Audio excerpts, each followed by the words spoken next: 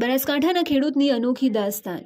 વધુ વરસાદ આવે તો પણ નુકસાન અને વરસાદ ન આવે તો પણ નુકસાન। કણમાંથી મણ પકવતો ખેડૂત આજે કુદરત અને તંત્ર સામે લાચાર બનીને ખેતી કરી રહ્યો છે।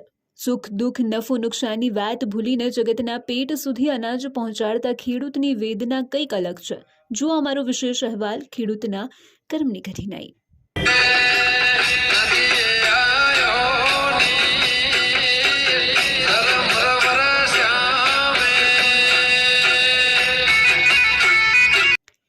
આ દ્રશ્યો છે બનાસકાંઠાના ધાનેરા ડીસા થરાદ દાંતીવાડાના ખેતરોના, જે એક બેટમાં ફેરવાયેલા છે। મહામુસીબતે પાક વાવીને ખાતર બિયારણ સિંચન કરીને મોટો કર્યો હતો અને એ જ વરસાદ વેરણ બનતા હાથમાંથી આવેલો કોડિયો પણ છીનવાઈ ગયો છે। બાજરી મગફળી જેવા અનેક પાકની સાથે ઘાસચારો પણ હાથમાંથી ગયો છે। આખું વર્ષ શું ખાવું, પશુઓને ઘાસચારો શું આપવો, ધિરાણ કે ઉછીના લાવેલા રૂપિયાનો હિસાબ કઈ રીતે રાખવો, આવી અનેક પરિસ્થિતિ ખેડૂતો માટે કપરી બની છે। ખેડૂતના કર્મની કઠિનાઈ તો જુઓ। વધુ વરસાદ આવે તો પણ નુકસાન અને ન આવે તો પણ નુકસાન, છતાં ખેડૂત હંમેશા હિંમત હાર્યા વિના અડગ છે। બનાસકાંઠામાં 2 દિવસના વરસાદ અને નદીઓએ કરોડોનું નુકસાન ખેડૂતોને કર્યું છે। રસ્તામાં પાણી, ખેતરમાં પાણી, પાકમાં પાણી છે, ત્યારે ખેડૂતને જવું તો જવું ક્યાં? કુદરતને ફરિયાદ થાય કે ન સરકાર સાંભળે। સરકાર સાંભળે તો અધિકારીઓ નામનો ગ્રહ નડે। સમગ્ર પરિસ્થિતિ ખેડૂતના જ લમણે લખાઈ છે। વીજળી પડવાથી અનેક પશુઓના મોત તો ક્યાંક ઘર છાપરા પર પડવાની ઘટના પણ ખેડૂતોના જ નસીબે છે। હાલ ધાનેરા ડીસા દાંતીવાડાના ઘણા ગામોમાં વરસાદ અને નદીના કારણે ખેડૂતોની કમર તૂટી છે। ત્યારે જગતના તાતને બેઠો કરવા માટે સરકાર અને તંત્ર કેટલું આગળ આવશે કહેવું મુશ્કેલ જ છે, છતાં બનાસકાંઠાના ખેડૂતો હિંમત હાર્યા વિના મજબૂત છે। ત્યારે આવું સાંભળીએ શું કહે છે જગતનો તાત। કોઈ નહીં જોયું, મેં 40 વર્ષમાં એવું નહીં જોયું। આ બુરી હાલત આવી है, આખો નુકસાન આવ્યું है, લાખો રૂપિયાનું નુકસાન આવ્યું है। કોઈ પશુપાલનને સાર ખાવા જેવી નહીં રહી, માણસને બાજરી ખાવા જેવી નહીં રહી। માય ઝેર થઈ ગયું, લાખો રૂપિયાનું મારો ખર્ચ આવ્યું है।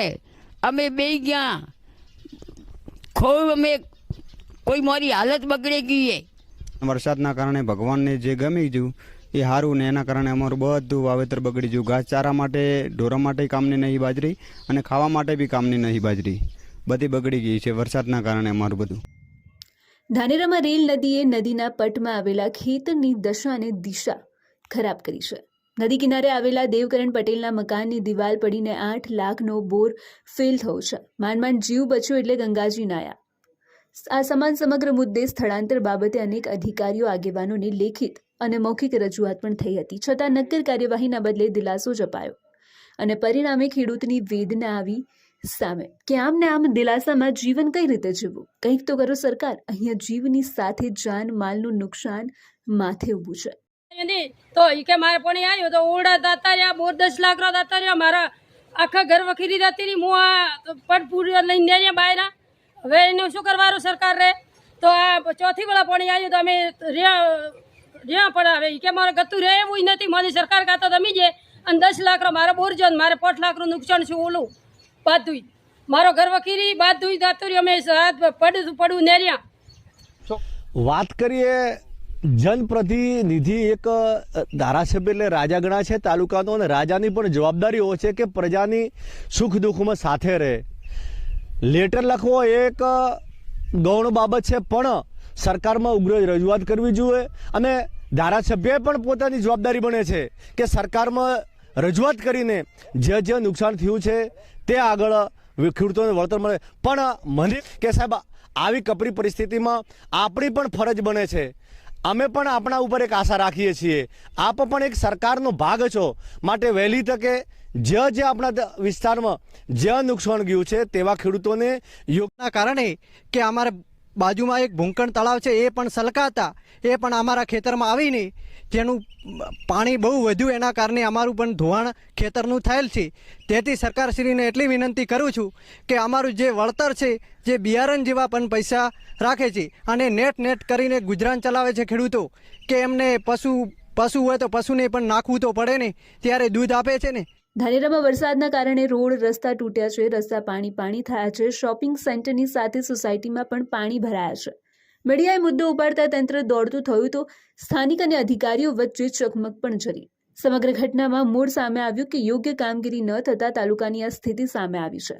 વારંવાર કાર્યક્રમના ફોટા પડાવતા અધિકારીઓની સાચી તાસીર સામે આવી છે.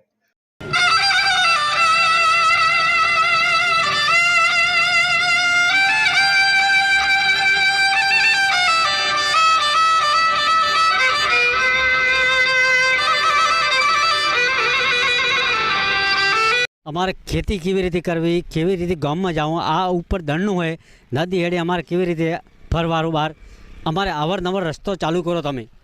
પાર ને રાખ્યો, પાળા તોડી નાખ્યા, વેગો વરસાદ આવ્યો, એનામાં ખેડૂતોને મગફળી બિયારણ વેચાઈ લાવ્યો. બનાસકાંઠામાં કોઈ પાર ને રાખ્યો, એનામાં થોડા ઘણો વળતર કરે. પાણી રો કોઈ પેલું નહીં રહ્યું, થોડો વેગો વરસાદ આવ્યો એનાથી પાણી રહ્યું, પેલો બાજરી ઊભી હતી, ઊભો પાક પાડી નાખ્યો. ખૂબ નેર તો પૂરું કરા તોય કોઈ વળે એમ વળાતું નહીં. તે આટલી વિનંતી છે કે સરકાર થોડા ઘણો સહારો દે તો બરાબર એને કે. અમે વાતો નહીં, રિયાલિટી ચેક કરી છે ને વરસાદના કારણે મકાન પડેલા જોયા છે, રસ્તા તૂટેલા જોયા છે, ગટર ઉભરાતી જોઈ છે, સોસાયટીના ઘરોમાં પાણી પણ જોયા છે, સાથોસાથ ખેતરમાં ખેડૂતની મહેનત તરતી પણ જોઈ, ખેતરમાં નદીઓ અને બેટ પણ જોયા. તમામ દ્રશ્યો દયનીય સ્થિતિના હતા, જે કુદરત આગળ લાચાર થઈને જોઈ જ રાખવાના હતા, કારણ કે આપણે કશું કરી શકીએ એમ નથી. અહીંયા 2 દિવસથી એટલો વરસાદ પડે કે સ્કૂલમાં બાળકોને મૂકી નથી કીધા, અને જ્યારે વરસાદ થોડો પડે ત્યારે યાર તૂટી જ જાય. અહીંયા કોચવે બનાવે તોય થાય એવું નથી, આગળ પુલ બની ગયો હોય, જો જવાનું નથી શહેરા ત્યાં પુલ બની ગયો હોય. અહીંયા અમારે 700 લોકો રહીએ અને 40 થી 50 છોકરા સ્કૂલ આજે પણ નથી ગયા. તમે સ્કૂલમાં જઈને તપાસ કરો તો ખબર પડે. અધિકારીઓની વારંવાર રજૂઆત કરવા છતાં કોઈ ધ્યાન દોરતું નથી. કાલે દૂધ પણ પશુપાલકો દૂધ પણ નથી ભરાઈ કીધા, એ ડેરીમાં ઓકળો જઈને ચેક કરો તો હકીકત સાચી હકીકત બહાર આવે. બાકી હાલમાં અમારું કોઈ રાજકારણમાં ઓપળે એમ નથી. સમગ્ર વિસ્તાર જળબંબાકારની સ્થિતિમાં સૌથી સ્થિતિ ખરાબ ખેડૂતોની હતી, છતાં નધરોલ તંત્રએ સી ઓફિસ છોડીને ખેતર સુધી નથી પહોંચ્યું. જેની જવાબદારી હતી એ આગેવાન અને તંત્ર દુઃખના સમયે ખેડૂતોના સાથે ઊભા નહોતા રહેતા, અને અનેક સવાલો આજે પણ યથાવત છે. ત્યારે સંવેદનશીલ સરકાર જ ખેડૂતોને કેટલી મદદ કરે છે ઉપર તમામની આશા છે, પણ સરકાર મદદની સાથે મુસીબતમાં સાથ ન આપનારા તંત્ર સામે પણ કડક કાર્યવાહી કરે એ પણ એટલું જ મહત્વનું છે.